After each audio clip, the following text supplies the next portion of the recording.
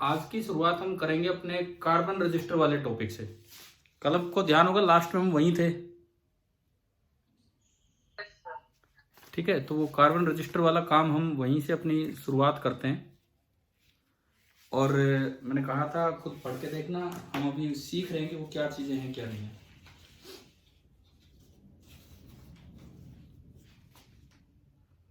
तो आ, सबसे पहले मैं शुरुआत करूं, एक कार्बन रजिस्टर मैंने निकाल ही लिया है सर्किट में से। कल तो आपको छोटा सा दिखाया था पिछली क्लास में वो कार्बन रजिस्टर। सर आपकी क्या होगी वीडियो यार, बीच बीच में बच्चे आ रहे हैं, मैं उनको ज्वाइन करवा रहा हूँ और कुछ नहीं, बाकी तो दिखना चाहिए आपको सही। देखो, देखिए मैं आपको एक कार्बन रजिस्टर दिखाता हूँ। क्या ये नजर आ रहा है कार्बन रजिस्टर?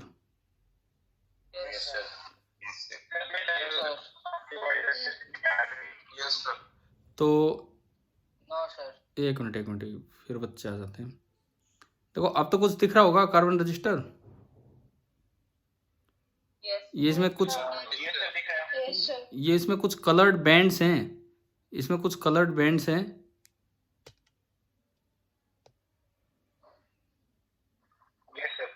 एक मिनट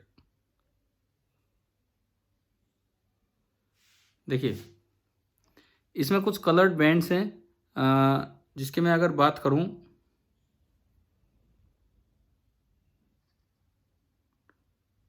बच्चे भी यार लेट लेट ज्वाइन करते रहते हैं, टाइम पे नहीं आ रहे हैं।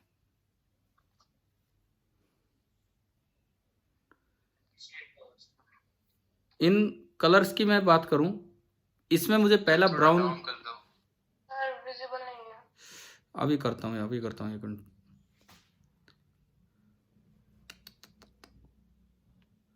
इसमें जो पहला कलर है, अभी आपको कलर तो इतना क्लियर नहीं दिख पाएगा, मैं थोड़ा दूर लेके जा रहा हूँ इसे, बट मैं देख के बता देता हूँ कि कैसे कैसे कलर्स हैं।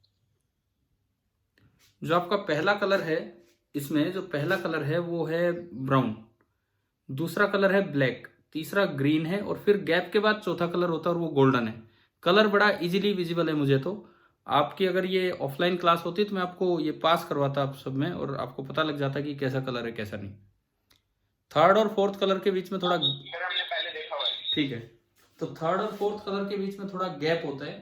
तो अगर मैं फिलहाल इसकी बात करूं, ये जो कार्बन रजिस्टर मेरे पास है, इसमें पहला कलर है ब्राउन, इसमें दूसरा कलर है ब्लैक, इसमें तीसरा कलर है green,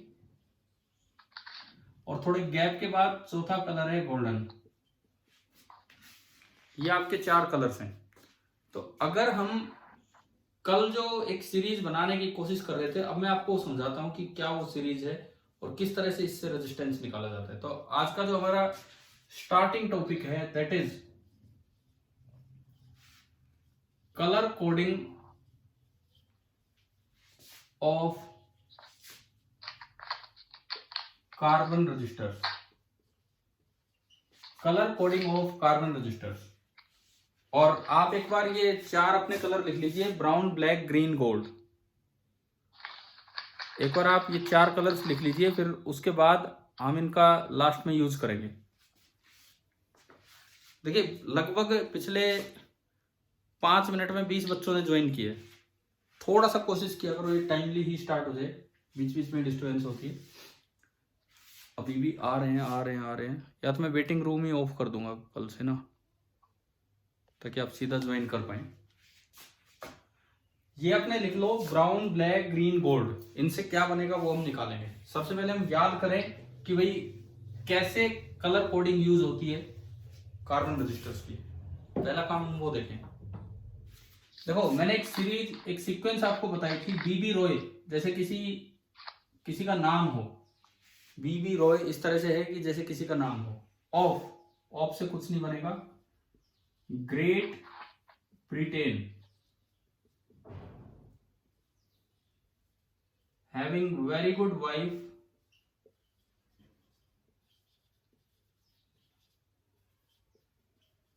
wearing gold, silver necklaces, wearing gold silver necklaces, ये हमने बताया था। मैं बाकी सब स्मॉल में लिख रहा हूँ, जो काम की चीज वॉइस है, नहीं आ रही है। जो काम की चीज है वही हम कैपिटल में लिख रहे हैं। Yes sir. जिस तरह आप बात कर रहे क्या वो आवाज नहीं आ रही है? No sir. अरे यार ये तो मैं क्या करूँ, तो अब चलो कोई नहीं, अब देखो कोशिश करो कुछ समझ आ जाए। तो ये सब तो नेटवर्क की वजह से होते हैं। इनसे सुनो मेरी बात, इनसे हम बना रहे थे कलर्स, इनसे हमने कलर्स बनाने थे। तो मैंने कहा था शुरुआत में आपके 3 बी आते हैं, 3 बी। 3 बी, पहला बी होता है ब्लैक के लिए, दूसरा बी होता है ब्राउन के लिए, और जो थर्ड वन बी है वो है ब्लू के लिए। आप बताओ 3 बी की सीक्वेंस समझ आ गई? ठीक है, ये सीक्वेंस याद रखनी जरूरी है, तभी तो आप डिजिट बना पाएंगे। उसके बाद इसमें देखो 2 जी आपको दिख रहे हैं कहीं? एक पहला जी ग्रीन का होगा एंड दूसरा जी आपका ग्रे का होगा। तो ये तो वो है जो कॉमन से है, तो इनमें एक सीक्वेंस याद रखो, black, brown and blue and green and grey. बाकी सबसे एक एक कलर बनेगा, आर से रेड, ओ से ऑरेंज, वाई से येलो, वी से वायलेट या पर्पल भी बोल देते हैं उसे, डब्ल्यू से गोल्ड से गोल्डन कलर,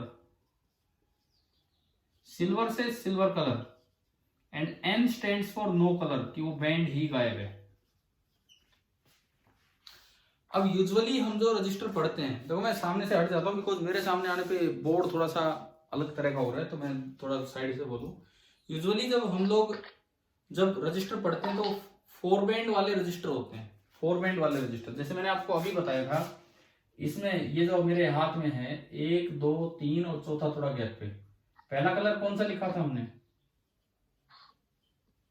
ब्राउन। दूसरा brown, black, green, gold, then green and then gold. सबसे पहली बात, पहले जो 2 कलर होते हैं वो डिजिट देते हैं आपको कि कितने ओम का रेजिस्टेंस है। कैसे? डिजिट आपको यहां से और व्हाइट तक याद करना है। सीक्वेंस है बहुत आसान, 0 1 2 3 4 5 6 7 8 एंड 9। अब वैसे याद करोगे ब्लैक का 0 ब्राउन का 1 तो भी ठीक है, लेकिन एक ये बीबी रॉय वाली एक सीक्वेंस है जो हमें याद करवा देती है, ये हमारी सीक्वेंस है। तो आप अगर इसका रेजिस्टेंस लिखना चाहें तो पहली 2 डिजिट बताओ क्या क्या हुई। ब्राउन का क्या है? 1 और ब्लैक का 0, यानी कि 10। 1 0 से क्या बना आपका? 10 बना। यानी कि ये जो पहली 2 डिजिट हैं ये आपको पहले 2 कलर से मिलती है, ये आपको डिजिट देती है। फर्स्ट डिजिट, ये वाला कलर आपको देगा फर्स्ट डिजिट एंड ये वाला कलर आपको देगा सेकंड डिजिट। तो ये तो आपको 2 कलर मिल गए। अब जो थर्ड है वो मल्टीप्लायर देता है। मल्टीप्लायर मतलब 10 रेज़ टू पावर कितना, वो कितना यहां से लो। थर्ड कलर कौन सा है आपका? ग्रीन। ग्रीन की डिजिट कितनी है?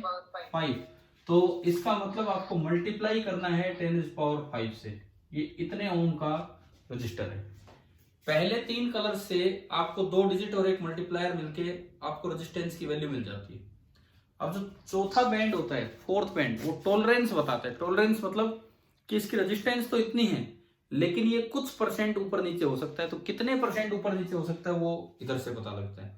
मल्टीप्लायर वाली बात आ गई ना आपको समझ? ठीक है। अब वो इनमें ये 3 ही चीजें मिलती हैं टॉलरेंस बैंड में, आखिरी बैंड में। अगर गोल्ड कलर है तो 5% का टॉलरेंस है, सिल्वर कलर है तो 10% का, और अगर चौथा बैंड ही गायब है तो कितना? 20%। 5%, 10% एंड 20%। फिलहाल इसमें बताओ कितना ऊपर नीचे हो सकता है वैल्यू? 5%। 5%। 5%। गोल्डन कलर का मतलब है कि भाई ये तो आर की वैल्यू है, लेकिन ये 5% ऊपर नीचे जा सकता है। हमें जो पढ़ना होगा वो 4 बैंड रजिस्टर ही पढ़ना है। होने को 5 बैंड भी होते हैं, 6 बैंड भी होते हैं, हमें नहीं जाना उन पे। 3 बैंड अगर है तो यही है। 3 बैंड अगर है तो 4th बैंड गायब है, और 4th बैंड गायब है मतलब कितना टॉलरेंस है उसका? 20%, ये मतलब है। ठीक है ना। और बाकी 5 और 6 बैंड वालों में एक एक चीज और बढ़ जाती है, तो वो हमें नहीं देखनी है, अभी कोई जरूरत ही नहीं उनको करने की। तो ये टेबल हमें याद रह जाएगी, बताओ। सर एक बार मैं रिपीट कर देता हूँ, चलो कोई नहीं। आप क्या करो, एक सीक्वेंस याद करो। B B Roy of Great Britain have very good wife wearing gold silver necklaces. इससे क्या होगा, एक कलर की सीक्वेंस बनेगी। B for black, B for brown, और अगला बी फॉर ब्लू। 3 बी है, ब्लैक ब्राउन और ब्लू। 2 जी है, पहला ग्रीन और दूसरा ग्रे। बाकी सिंगल सिंगल कलर आपके दिमाग में आएंगे। अब पहले 2 डिजिट में इनमें से कोई भी कलर हो सकते हैं। जैसे इसमें था फर्स्ट ब्राउन सेकंड ब्लैक, तो ब्राउन की डिजिट है 1 और ब्लैक की डिजिट है 0। तो यानी कि आपने शुरू में लिख दिया कितना, 10। तीसरी जो बैंड होता है कलर्ड बैंड, वो आपको मल्टीप्लायर देता है। थर्ड कलर बैंड आपको मल्टीप्लायर देगा। मल्टीप्लायर का क्या मतलब है कि 10 की पावर कितनी से मैं मल्टीप्लाई करूं। यहाँ तीसरा कलर ग्रीन है, तो ग्रीन की डिजिट 5 है, तो यहाँ जो मल्टीप्लाई होगा वो होगा 10⁵ मल्टीप्लाई होने वाला है। समझ आ रहा है? क्लियर हो रहा है यहाँ तक? ठीक है। और गोल्ड लास्ट जो बैंड है वो टॉलरेंस देगा। टॉलरेंस का मतलब है कितने परसेंट ऊपर नीचे वैल्यू हो सकती है। तो अगर वो गोल्डन कलर है तो 5%, सिल्वर कलर है तो 10%, और नो कलर है तो कोई कलर ही नहीं है, गायब है बैंड, तो 20%। मतलब इतनी तो इसकी वैल्यू है। लेकिन टेम्परेचर वगैरह चेंज हो जाए, कुछ भी चेंज हो जाए, तो उनसे इतना इधर उधर ऊपर नीचे का फर्क पड़ सकता है। इससे 5% ऊपर नीचे वैल्यू हो सकती है। चलो भाई ये बताओ, आ गया समझ? आ गए? अब देखो, अब सुनिए, आपसे पूछूं फर्स्ट बैंड में कौन कौन से कलर हो सकते हैं? हाँ जी बोलिए। सर ये आर की वैल्यू क्या दे रखी है आपने, एक बार बता दें। आर की वैल्यू मैंने यहां से लिखी है, यहां से इन कलर्स से देख के लिखी है। 10 × 10⁵ ओम ±5%, ये है। समझ आया क्या कैसे लिखा है? ठीक है। अब सुनो इधर, फर्स्ट कलर के रूप में आपका ब्लैक से लेके व्हाइट तक कुछ भी हो सकता है। समझ आ गया? डिजिट यहां तक है। ठीक है। सेकंड कलर के रूप में भी ब्लैक से लेके और व्हाइट तक कुछ भी हो सकता है, डिजिट यहां तक है। थर्ड कलर के रूप में बताओ क्या क्या मिल सकता है? इनमें से तो कोई भी आ ही सकता है। समझ आ रहा है? ये जो भी होगा 10 की पावर उतनी कर देंगे। लेकिन थर्ड वाला जो बैंड है वो कभी कभार गोल्ड और सिल्वर भी आ जाते हैं। अगर थर्ड बैंड गोल्ड है तो मल्टीप्लायर होगा 10⁻⁻1, और अगर थर्ड बैंड सिल्वर है तो मल्टीप्लायर होगा 10⁻²। ये हम अलग से याद रख लेंगे। बताओ समझ आ रहा है ये क्या बताया हमने? ठीक है। थर्ड बैंड के रूप में अगर इनमें से कोई कलर है तो 10 की पावर 0, 10 की पावर 1, 10 की पावर 2, 10 की पावर 8, 10 की पावर 9, ये मल्टीप्लाई हो जाएगा। ग्रीन था तो 10⁵ लेकिन अगर थर्ड बैंड के रूप में गोल्डन कलर आए, तो आपको गोल्ड की कोई डिजिट तो है नहीं, तो गोल्डन कलर का मल्टीप्लायर होता है 10⁻⁻1। और अगर थर्ड बैंड के रूप में सिल्वर कलर आए तो उसका मल्टीप्लायर होता है 10⁻²। और कोई कलर ही ना आए तो वो ऐसा हो नहीं सकता थर्ड बैंड में। ठीक है। और फोर्थ बैंड में है जाके इसका टॉलरेंस। अभी बताओ भाई, कोई डाउट बचा है या क्लियर है ये चीज? हाँ जी बोलिए। सर ये रजिस्टर पे सिर्फ 4 ही बैंड आते हैं, ज्यादा नहीं आ सकते? नहीं, मैंने कहा था बीच में, और जो ज्यादा एक्यूरेट रजिस्टर होते हैं जो मिलिट्री में यूज होते हैं, 5 बैंड के भी होते हैं, 6 बैंड के भी होते हैं, उनमें एक्यूरेसी ज्यादा होती है। हमारे लेवल पे हमसे नहीं पूछा जाने वाला है वो सब। उनमें टेम्परेचर डिपेंडेंस आ जाता है। जो 5 बैंड वाले रजिस्टर होते हैं ना, उनमें पहले 3 तो डिजिट होते हैं, पहले 3 डिजिट, चौथा मल्टीप्लायर, पांचवा आपका टॉलरेंस। 6 बैंड वाले में पहले 3 डिजिट, चौथा मल्टीप्लायर, पांचवा टॉलरेंस, और छठे में एक टेम्परेचर डिपेंडेंस होता है। तो इतना डिटेल में हमें नहीं जाना है। हम पता नहीं हमसे ये भी पूछा जाए नहीं पूछा जाए, लेकिन 4 बैंड का हमें समझ लेना है, वो ज्यादा कॉमन है। तो 4 बैंड वाला आ गया समझ? ठीक है। और ये जो वैल्यू होती है ये ओम में होती है, ओम में। अब सपोज मैं आपसे पूछूं, एक रेजिस्टेंस आपको दिया है, आपको बोल दिया कि एक रेजिस्टेंस आपको दे रखा है कि 34 into 10⁻² kilo ohm plus minus 10%। इसके चारों बैंड बताओ क्या क्या होंगे। रुको रुको रुको, ये है 3.4। रुको अब सुनो, एक बार सुनो मेरी बात। 3.4 into 10⁻² kilo ohm plus minus 10%, ये आपको दिया है। एक बार सोच समझ के आराम से। Orange yellow green silver, orange yellow green silver, देखते हैं। आखिरी बैंड को पहचानना तो बड़ा आसान है। 10% मतलब क्या है? Last band silver. Last band हमारा फिक्स हो गया, सिल्वर। 3 और 4, 3 का मतलब पहला बैंड, ये लिख के रखिए अभी तो टेबल। पहला बैंड ऑरेंज, 4 दूसरा बैंड येलो। अब मल्टीप्लायर वाला बैंड कौन सा है वो आप बताओ। ग्रीन कैसे? ग्रीन कैसे? कैसे? दो तो इसके हैं, 3 इसके आगे, तो एक पॉइंट भी तो लगा है, वो नहीं गायब करोगे आप? White yellow. अगर आप इसको ढंग से लिखें तो ये लिखा जाएगा, पहले इसको ओम में लिखना है, पॉइंट हटा के लिखना है और ओम में लिखना है। तो 5 में से एक यहाँ यूज हो जाएगा, तो 34 इंटू 10⁻4 ओम प्लस माइनस 10%। क्या ये बना कि नहीं? yes. तो फर्स्ट बैंड आपका ऑरेंज हो गया, सेकंड बैंड आपका येलो हो गया। अब थर्ड बैंड क्या है? येलो। देखो इतनी सी बात से गलती हो जाती है, हमें पॉइंट का ध्यान नहीं देते। और फोर्थ बैंड तो आपका सिल्वर है ही। तो अभी आप बताओ कि आपको कलर कोडिंग ढंग से क्लियर होगी है? क्या मतलब है? Yes sir. ठीक है। कभी कभार जैसे ऐसे भी इस पे सवाल आ सकता है। देखिए, चलो मैं आगे बढ़ू ना अगले एग्जांपल पे।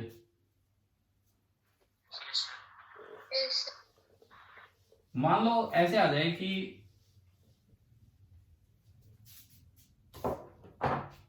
आपको रेजिस्टेंस दे रखी है 340 ओम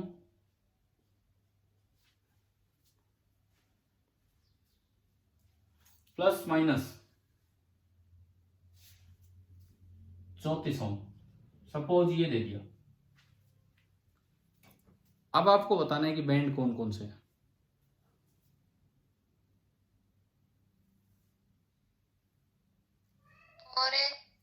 देखो first colour orange, yellow. Multiplier क्या है? 10 की पावर 1 है तो ब्राउन। और ये टॉलरेंस बताओ। ये हाँ, ये आपको यूं देख लेना कि ये कितने परसेंट है। ये जो 34 है 340 का कितने परसेंट है, आपने ये देख लेना है। ये कितना आ रहा है? 10%। तो कलर कितना आ गया? सिल्वर। अच्छा ये बताओ, अगर रेजिस्टेंस होता 0.34 ohm plus minus 5%। Orange yellow gold. Orange yellow, ये दो तो यहां से हो गए। अब मल्टीप्लायर कितना है इसमें? Silver gold. मल्टीप्लायर है 10⁻²। अगर हम इसमें देखें तो जो मल्टीप्लायर हमारा बन रहा है दैट इज 10⁻², तो वो हमारा बना सिल्वर। एंड लास्ट वाला कौन सा? गोल्ड। तो आप भाई बता दीजिए कि आपको कलर कोडिंग ढंग से क्लियर होगी है कि नहीं कार्बन रजिस्टर्स की? Yes sir. ठीक है। और ये जो हमारे कार्बन रजिस्टर है, मैं एक बार एक नजर फिर से आपको बता देता हूं। इस तरह का होता है। ये वायर क्या इसके बीचों बीच मिली हुई आपस में, जो वायर निकली हुई दोनों साइड, क्या अंदर वो मिली हुई है? नहीं, अंदर एक अलग कार्बन पीस है, अंदर एक अलग ग्रेफाइट पीस है, वायर दोनों साइड से उसमें जुड़ी होती है, मेटल की वायर, और बीच वाली पार्ट का ही कुछ ना कुछ रेजिस्टेंस होता है। अब देखो हम याद नहीं करते हैं, कोई जैसे दुनिया भर के ये टेबल होते हैं, जैसे पता लगे टॉलरेंस के रूप में ब्राउन आ गया, सपोज फोर्थ कलर के रूप में आपका ब्राउन आ गया, तो टॉलरेंस कितना होता है, अब उसका 1% होता है। रेड आ गया, उसका 2% होता है। तो हम यूं याद नहीं करते इन चीजों को। ग्रीन आ गया, ग्रीन, उसका 0.5% होता है। ये मतलब इतनी वैल्यूज होती हैं। ब्लू आ जाए, उसका 0.25% होता है। ये हमसे कभी नहीं पूछा जाएगा। ये वाली टेबल आपको अभी बिल्कुल याद रखने की जरूरत नहीं है, जितना जरूरी था वो मैंने आपको बता दिया। ठीक है, कभी इसके बारे में और बहुत ज्यादा हम आगे पीछे कुछ पढ़ते रहे। पति कलर कोडिंग समझ आ गई? ठीक है। Yes sir. अब देखो आज जो Yes, दो लेक्चर जो हमारे होने, पहला लेक्चर में ये करंट वाले इस पे ले रहा हूँ, और अगले लेक्चर में हम मैग्नेटिज्म अपना स्टार्ट करेंगे। ठीक है ना? पहले हम सर। हाँ जी बताइए। सर इसमें बीच में एस सिल्वर डिनोट है ना? कहाँ? लास्ट वाले में। हाँ हाँ, ये सिल्वर है। यहाँ पे, यहाँ यस सर। ये सिल्वर ही है, क्योंकि इसमें मल्टीप्लायर 10⁻⁻2 है। हाँ जी, कोई और कुछ बोल रहे हैं? Yes sir. हाँ बताओ। सर आपने बताया सर ये रजिस्टर में सर ग्रेफाइट का पीस है, तो बीच, सर हाँ, ग्रेफाइट सर स्लो कैसे करता है इसका? स्लो नहीं करता है। ग्रेफाइट एक कंडक्टर है, स्लो नहीं करता है। वो पूरी वायर का करंट कम करवा देता है, क्योंकि वो रेजिस्टेंस बढ़ा रहा है पूरी वायर का। होगा क्या कि एक ऐसा कार्बन का पीस है जो कंडक्टर है, लेकिन वो मेटल की तरह करंट को आगे नहीं भेजने दे रहा है। मेटल में फ्री इलेक्ट्रॉन्स होते हैं, और फ्री इलेक्ट्रॉन्स बहुत ही फ्रीली चलते हैं। फ्री इलेक्ट्रॉन्स होते हैं जो बहुत फ्रीली मूव करते हैं और आसानी से करंट बनवा देते हैं।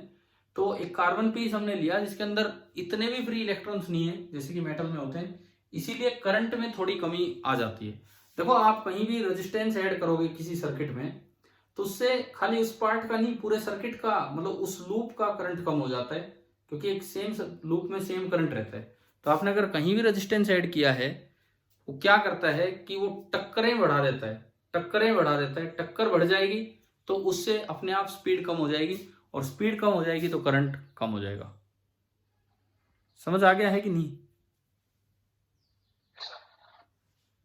और भी किसी को कुछ पूछना है तो आप पूछ लीजिए इसमें, इस पार्ट में कुछ भी।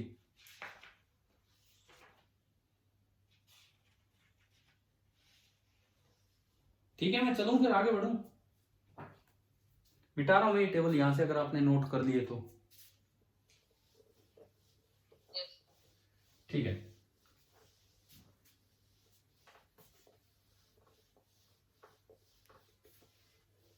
अब एक जिक्र, क्योंकि हम फिर आगे अगली क्लास में मैग्नेटिज्म पे ही जा रहे हैं, एक जिक्र हम इस चीज का यहां कर लेते हैं, करंट डेंसिटी। पता नहीं पिछले किसी लेक्चर में इसका जिक्र आया है कि नहीं आया है। सिंबल इसका होता है जे वेक्टर। करंट तो एक स्केलर है, लेकिन करंट डेंसिटी एक वेक्टर क्वांटिटी है। इस बात का आप ध्यान रखना, करंट डेंसिटी एक वेक्टर क्वांटिटी है। क्या होती है करंट डेंसिटी, वो सुनो। बहुत डिटेल में तो 12th क्लास में चलेगा। अभी के लिए हम एक सिंपल फॉर्म इसकी देखें, सिंपल सी फॉर्म। क्या होती है करंट डेंसिटी? देखिए कि आपने दोनों साइड से कोई पोटेंशियल डिफरेंस लगाया, ये बैटरी लगा दी 20 वोल्ट की, ये हाई पोटेंशियल साइड, ये लो पोटेंशियल साइड। तो हमने पढ़ा था वायर के अंदर एक फील्ड आ जाता है पॉजिटिव से नेगेटिव की तरफ। पढ़ा है कि नहीं है ऐसे पीछे? कभी इलेक्ट्रोस्टैटिक्स के टाइम पढ़ा हो कि वायर के अंदर एक फील्ड आ जाता है पॉजिटिव से नेगेटिव, उस वजह से इलेक्ट्रॉन पे फोर्स किधर लगता है? अपोजिट डायरेक्शन में, और वो इधर चलने लग जाता है with some drift speed vd। Electron इधर जा रहा है तो इलेक्ट्रॉन पे नेगेटिव चार्ज है, तो करंट किधर बनेगा? आगे की तरफ। क्या ये डायरेक्शंस आपको क्लियर होगी? ठीक है।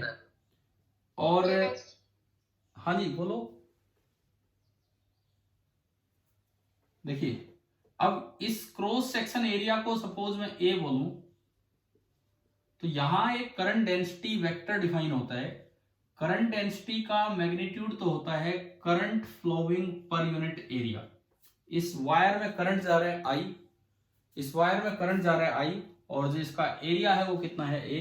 तो करंट डेंसिटी का जो मैग्नीट्यूड होगा वो तो होगा करंट अपॉन एरिया, और जो करंट डेंसिटी की डायरेक्शन होगी, direction that is same as that of current.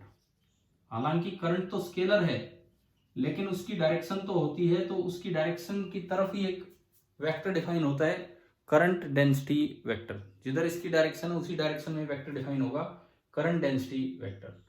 क्या समझ आ गया है करंट डेंसिटी क्या होती है? अगर मैं इसकी यूनिट की बात करूं तो यूनिट बनेगी एम्पियर अपॉन मीटर स्क्वायर, ये इसकी यूनिट बनी। पहले तो भाई मुझे ये बताओ कि क्या करंट डेंसिटी आपको समझ आ गई है कि नहीं? ठीक है। यस अब देखो, अब एक ओम्स लॉ आपने पढ़ा था पीछे कि V directly proportional to I, पढ़ रखा है? वो जो हम पढ़ते हैं उसे बोलते हैं मैक्रोस्कोपिक फॉर्म। मैक्रोस्कोपिक मतलब बड़ी वाली फॉर्म, जो वो क्वांटिटी जो लैब में मेजर हो सकती हैं, वो वाली ये फॉर्म है, मैक्रोस्कोपिक फॉर्म। अब एक ओम्स लॉ की एक और फॉर्म होती है यहां इनकी टर्म्स में, इनको हम बोलते हैं कि ये कौन सी फॉर्म है, ये आपकी कौन सी फॉर्म है? माइक्रोस्कोपिक। वो चीजें जो मेजर नहीं हो सकती हमें खुद देखनी होंगी। तो माइक्रोस्कोपिक फॉर्म कहती है कि जो करंट डेंसिटी होती है this is directly proportional to electric field intensity. जैसे वहां होता है I directly proportional to V, वहां होता है I directly proportional to V। I की जगह आ जाता है करंट डेंसिटी और V की जगह आ जाता है E। V की जगह ये फील्ड होगा और I की जगह ये, और इस रिलेशन में जो कांस्टेंट आता है उसे हम डिनोट करते हैं सिग्मा से। इस रिलेशन में जो कांस्टेंट आता है उसे हम डिनोट करते हैं सिग्मा से, और सिग्मा को बोला जाता है कंडक्टिविटी। रजिस्टिविटी का उल्टा होता है, रजिस्टिविटी का उल्टा कंडक्टिविटी या फिर स्पेसिफिक कंडक्टेंस।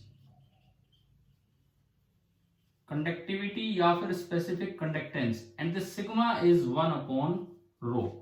ये जो आपकी रजिस्टिविटी आप पढ़ के आए हैं पीछे, जिसका वायर को खींचने पे कोई फर्क ही नहीं पड़ता रो पे, वो वाली चीज है। आर मटेरियल पे डिपेंड करती है रो। अब वो आर वगैरह तो किसी पे भी डिपेंड कर सकता है, लेंथ एरिया पे भी, लेकिन रो जो होता है वो मटेरियल पे डिपेंड करता है। कंडक्टिविटी एक नई टर्म आपने डिफाइन की 1 बाई रो। क्या हमने पीछे कभी कंडक्टेंस डिफाइन किया था? कंडक्टेंस क्या हमने कंडक्टेंस डिफाइन किया था? 1 अपॉन रेजिस्टेंस।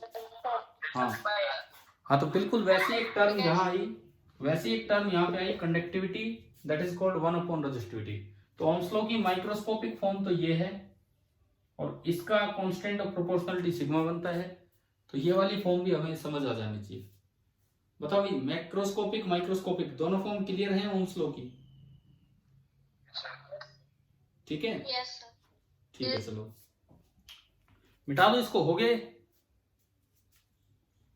लिखना है तो बता दो, मैं रुक जाया करूंगा 2 मिनट। अगर आपको नोट करना है तो नोट कीजिए।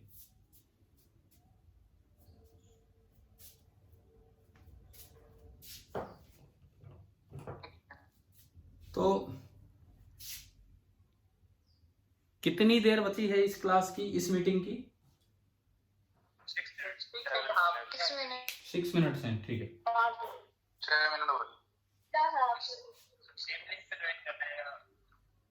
क्या क्या क्या क्या कह रहे हो?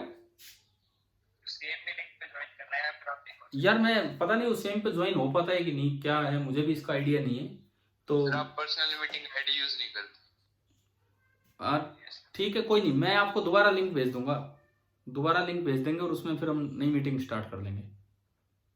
ठीक है, सेम आप सब्सक्रिप्शन ले लो। अरे वो तो एक ही बात है यार, सब्सक्रिप्शन भी ले लेंगे, उसमें क्या होता है। चलो अब सुनो, आपको जोर तो नहीं पड़ेगा दोबारा ज्वाइन करने में। मैं वेटिंग रूम हटा दूंगा, आप दोबारा से ज्वाइन कर। अच्छा है ना, आपको 2-4 मिनट का ब्रेक ही मिलता है बीच में, इस तरह से। अच्छा चलिए, तो सुनिए, करंट वाला चैप्टर हमने काफी पढ़ लिया, करंट वाला चैप्टर काफी पढ़ लिया। और अब हम जो जस्ट 2-4 मिनट बाद जो अगला लेक्चर स्टार्ट करेंगे that will be on magnetism. हम शुरुआत ही मैग्नेटिज्म से करेंगे।